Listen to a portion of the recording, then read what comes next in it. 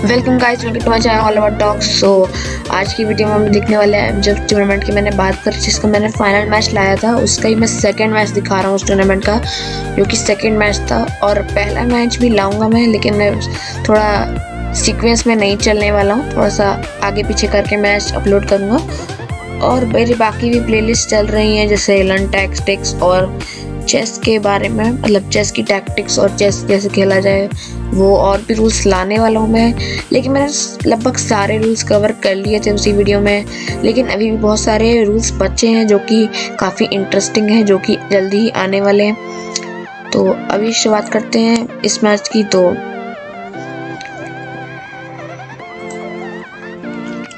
मैंने स्टार्ट किया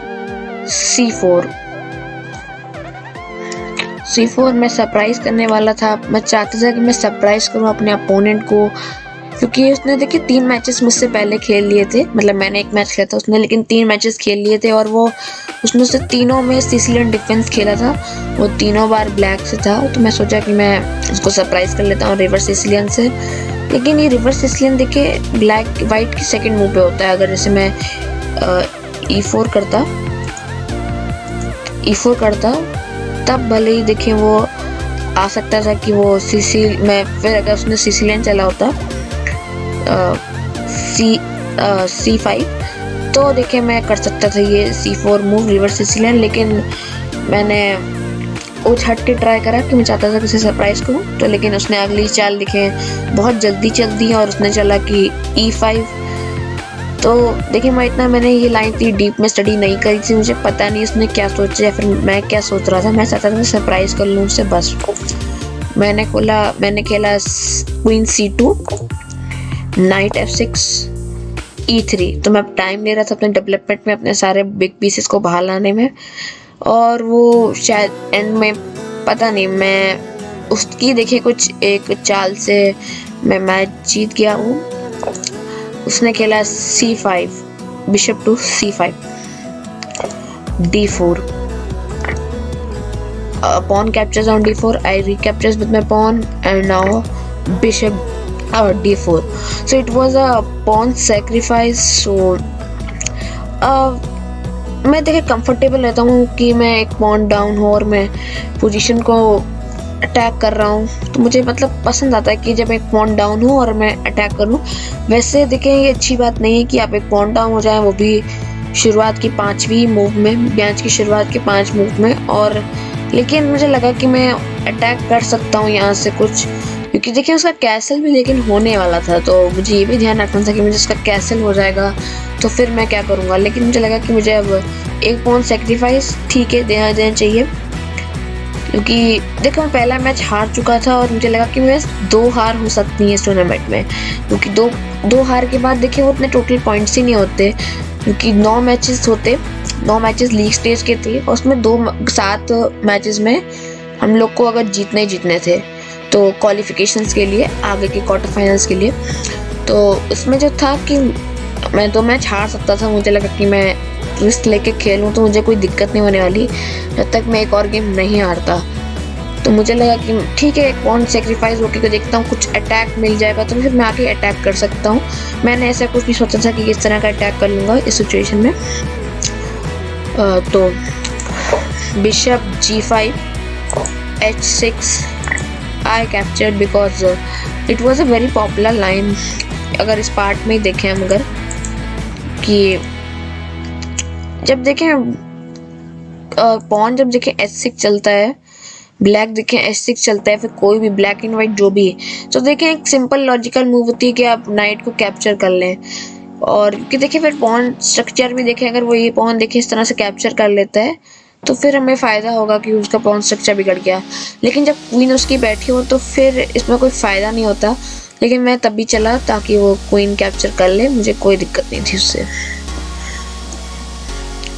तो उसने क्वीन से बिशप से कैप्चर करा। हाँ, तो वो उसने बिशप से कैप्चर कर लिया। उसको लगा कि नहीं, मैं नहीं जानता उसने थिंकिंग क्या थी उसकी कि वो बिशप से कैप्चर कर ले। क्वीन से करता तो देखें वो ये वाला पॉन जो है वो उसे कैप्चर कर सकता। आने वाले मेरे पास सपोर्ट लाने का कोई भी ऑप्शन नहीं था, लेकिन उसने नहीं करा, उसने बिशप से कैप्चर कर लिया। वो मैं गलती नहीं मानता, वो एक पॉन अप है तो उसे एक और पॉन मिल जाता, वो अलग बात है कि उसे और अच्छा इनिशिएटिव मिल जाता है अटैक करने का, क्योंकि मेरा पॉन स्ट्रक्चर फिर टोटली बिगड़ जाता। तो उसने देखें फिर मेरी चाल थी, तो मैंने अपना नाइट F3 से निकाला, क्वीन E7 चेक देते हुए E2 डिफेंड करते हुए शॉर्ट कैसल ब्लैक ने कर लिया, knight BD8 BD2 D6 and knight to E4। So इसके बीच में कोई लॉजिक नहीं था मेरा कि मैं चाहता था बस एक्सचेंज हो जाए पीसेस, क्योंकि मेरा गेम ही ऐसा है कि मैं अटैक करता हूँ, लेकिन मुझे जितने मेरे नाइट्स जो होते हैं ना, अगर वो मेरे किंग के पास होते हैं तो वो उनकी जो सामने वाले के बिशप होते हैं, मैं ऐसे बहुत सारे मैचेस खेले जहाँ की जो बिशप आते हैं मतलब अटैक करते हैं। मैं आपको पहला गेम भी दिखाऊंगा, उसमें ऐसा ही हुआ जब मैंने शॉर्ट सेट कैसल किया था और मेरा बिशप वहीं पे रखा था, नाइट यहाँ पे देखिए बिल्कुल सेम पोजीशन थी, यहाँ पे ये इस तरह की पोजीशन थी। तो मैं जब इस साइड कैसल किया तो उसका जो ब्लैक का जो वो था बिशप, मैं ब्लैक साइड से खेला था, मेरा जो अपोनेंट था वो ब्लैक वाइट था, उसने देखिए वो इस डायगोनल पे था, तो उसने देखिए यहाँ से देखिए इस वाले नाइट पे बहुत प्रेशर डाला था, और फिर वो जब कैप्चर हुआ तो मुझे अपने पॉन से करना पड़ा, जिसकी वजह से मेरा स्ट्रक्चर बिगड़ गया और मेरा बहुत बुरी तरह से चेकमेट हुआ, क्योंकि मेरा किंग शॉर्ट साइड कैसल था। तो फिर काफ़ी दिक्कत हुई मुझे वो मैच बचाने में, मैं बचा भी नहीं पाया, बहुत बुरी तरह से मेरा चेकमेट हो गया। वो वीडियो भी आएगी और उसमें पता चल जाएगा कि किस तरह से मैं फिर मैं चाहता नहीं है कि मेरे नाइट्स कुछ करें, लेकिन आने वाले मैचेस में कुछ सेमीफाइनल में ही मेरे नाइट ने कुछ नाइट वॉक करा और उसने मैच जिता दिया मुझे।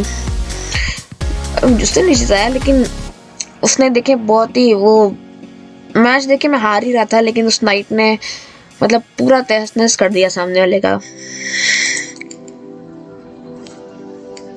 पूरा प्लान देखे नष्ट कर दिया। तो नाइट E4 के बाद उसने खेला G4 बिशप टू G4, मैंने कैप्चर कर लिया उसका बिशप, ब्लैक डास्कर बिशप, उसने क्वीन से कैप्चर करा, फिर मैंने लॉन्ग साइड कैसल कर लिया। ये अच्छा ऑप्शन नहीं था, क्योंकि ये आप देख सकते हैं जैसे पॉन स्ट्रक्चर देखें यहाँ का बहुत डैमेज है, और देखिए यहाँ पे भी एक पॉन नहीं है, ओपन फाइल ज़रूर है इस रुक के पास। तो मैंने ये सोच के देखे कैसल करा कि ये मेरा से पूरा एक रो है जिससे मैं कुछ अटैक बना सकता हूँ, क्योंकि मैं एक पॉन डाउन भी था, तो मुझे लगा कि ये साल सही हो सकती है शॉर्ट कैसल करना। तो उसने कहा नाइट C6, मैंने उसके बिशप पे H3 करके प्रेशर डाला, तो उसने कैप्चर कर लिया, मैंने अपने बिशप से कैप्चर कर लिया। तो ये अच्छी मूव थी बिशप टू F8। तो मैंने खेला H1 खेला, मतलब बिशप रुक 2। तो मैं चाहता था कि सब कैप्चर मतलब एक्सचेंज हो जाए पीसेस। H4 क्वीन H4, तो इस पॉन पे देखें प्रेशर बनाने की कोशिश, लेकिन मेरी क्वीन थी तो मुझे लॉजिक नहीं समझ आया, तो शायद वो कुछ सोच रहा था कि वो यहाँ से फिर यहाँ जाके चेक देगा, तो कुछ थ्रेट्स हो सकते हैं उसके।